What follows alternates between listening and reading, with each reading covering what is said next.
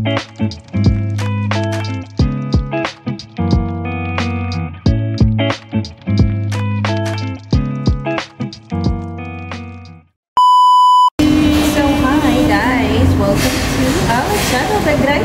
up mga momshies, and yes, it is our day out ni Mura, and here she is, Nana. Nana, say hi to everyone. Hi! Hi mga momshies. Hi mga momshies. Ayan, go my out. clothes are wet. It's okay, you will get... It's okay baby, it will get dry when you go out. No problem. Okay. Ayan, day out na naman kami ni Mura because si Papa may work muna. Yan. After we eat, after she play here on the playground, dito sa aming favorite tambayan, babalik kami ni Papa. Babalik kami ni Papa para mag-grocery naman. Maaga kami towards the bahay. Tumambay kami sa film dun sa work ni Papa kasi last day na ng isang staff niya. So, nag-glow kami ng cake para sa kanya. And, Nana! Nana! Nana! Did you like the cake? Nana? Yes! Did you like the cake?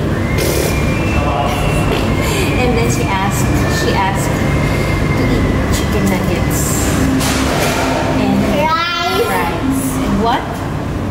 Tea.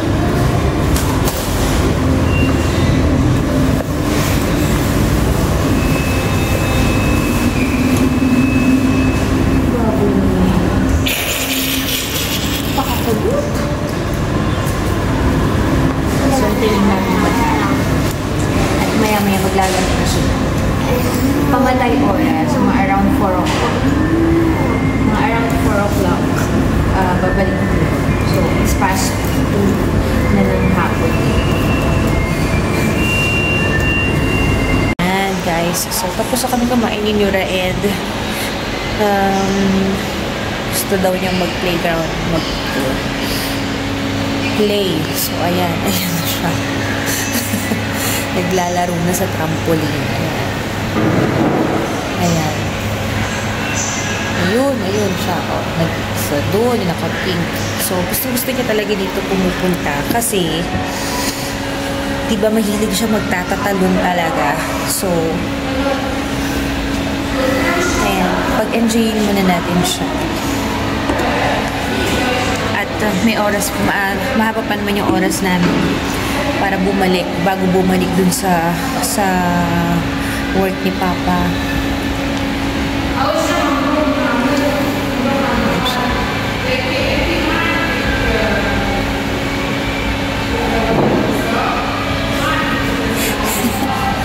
Ayan, malaki kasi itong playground na to, itong palaruan na to, malaki siya.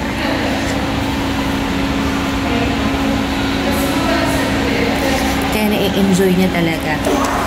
So, it's a good thing na meron indoor na palaruan dito kasi this time, sobrang init sa labas. Mas napakainit.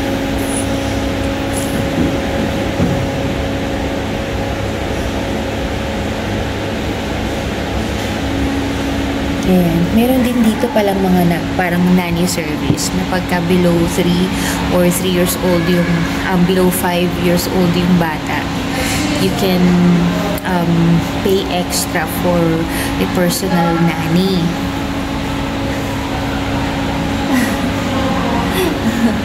Nakakatuwa. Ayan siya. Ayan na, o, diba? Ang daming pwedeng gawin ng mga bulilit. What's her name? Did you ask her name?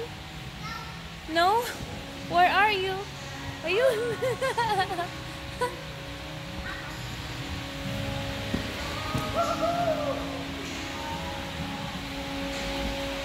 Yalla, come on the trampoline, baby. Let me see you there. Yalla, yalla, yalla, yalla.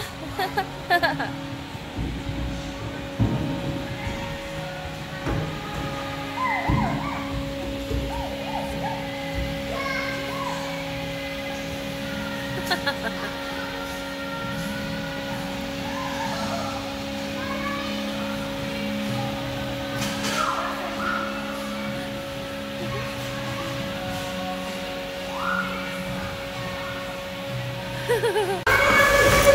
tapos na siya maglaro.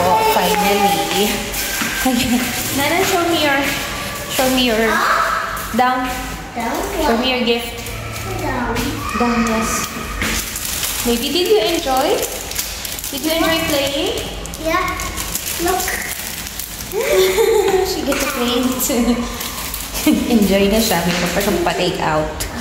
Ayan, balik na tayo sa work ni Papa. And it's like past 4 na rin. So, after ng work niya, we'll go back. We'll go to the grocery and have something for the house. Baby, press the letter G. G, where's G? Very good. Ayan mga momshies. So kahapon hindi ko na natapos yung pag-video. Hindi na ako nakapag-video nung nag-grocery na kami ni Nora kasi na-lobat kagad yung phone ko at hindi ko nadala itong isang phone. So wala kaming shoot dun sa grocery. But it's okay dahil masyadong akong nasiyahan sa pag-grocery namin ni Nora at sa day out namin dahil worth it yung pag-aantay namin kay Papa. Why? Kasi nagkaroon ako ng chance na bumili ng talagang bukid. So ngayon, naisipan kong magpaksiw. Papaksiw tayo ngayon. Hindi naman siya lahat ipapaksiw ko. Siguro mga 5 pieces lang ipapaksiw natin. Kasi gusto rin siya ni Firas na fried lang. Tapos na merong tahina sauce and fries on the side. So, yun lang ang gagawin. The rest, ganun na lang ang gagawin. Ipiprito ko. Kasi baka mamaya, hindi rin kainin ni Nora itong paksiw. So, at least meron akong fried. Diba? So, ayan, hinda ko lang siya sa aking maliit na pan. At, kailangan ko lang ng luya, bawang, onion. And sinura nasa. Nagre-refill ng waters. Yan ang trabaho niya ngayon. Mag-refill ng mga bottled water kasi pinalalagay ko na siya sa ref dahil apakainit na dito. Para sa akin, napakainit na.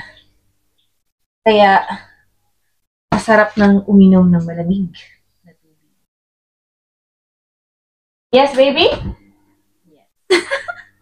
Ayan, magluluto muna ako at ako'y nagugutom na. It's already 2 o'clock. Here in the afternoon, nakalimutan kong magluto kagad. Pero si Nora kasi kumain naman ng rice sa breakfast. 9 o'clock na kami, 9 o'clock na ako nagising actually. So, nakapag-breakfast siya ng mga around 10:30. And, kumain din siya ng heavy rice, ng heavy breakfast rice. Kaya, ngayon, magluluto muna ako. Okay? Timplahan na lang.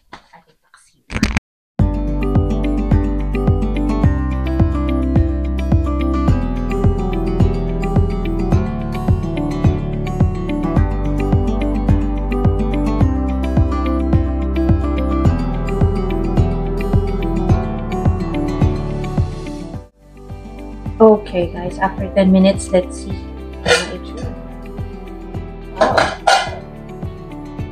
Ang bango.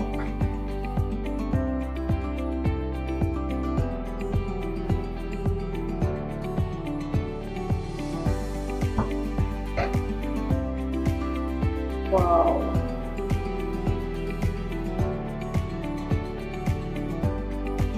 Hello.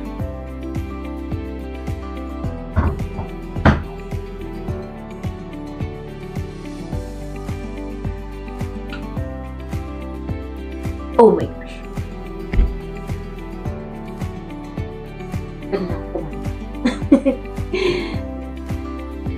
Yan. Ang gusto ko talaga sa paksiw yung maraming onion. Kasi gusto ko yung crunch yung kinakain ko. Let's go. Let's eat. Ayan. Kain na tayo. Aking rice. na-miss ko po sobra. At dahil kumain na si Nura, si Mama naman ang kakain. Yung una ko talagang kumain si Nura, actually. Kasi may mga ginagawa ako at the same time, diba? So, minsan nakakalimutan magluto agad. Oo. At dahil meron tayong isda, so, happy ako ngayon. Happy ako ngayon. Cheers, guys. Filipino style tayo ngayon. Walang utensils. Kain tayo ng masarap.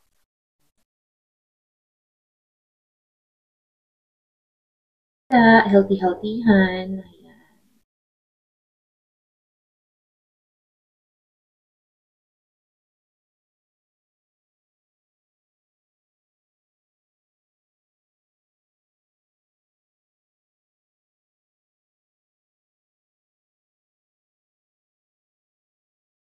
Ay, matanggal mo. Limik. Cheers. Natawag ko ng washing machine ko. This is our Filipino way of eating pala. Fish. Lalo na yung matitinik. Sarap ng nakakamay. Really feels at home. Hindi pa ako nakikita ni Firas kumain ng nakakamay. First, hindi pa niya ako nakikita kumakain ng nakakamay. Baka magulat. Baka magulat siya. Sabi ko nga kay Firas when Arabic use their hands to eat, Filipino do too. But hindi nga lang sa bread. We eat it with rice.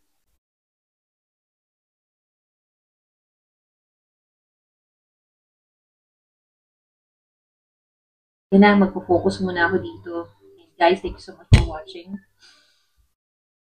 Give us a thumbs up on this video and click subscribe to our channel.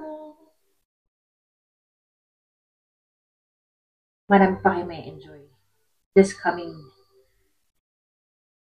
days. Dito sa aming channel. Bye! Bye tayo!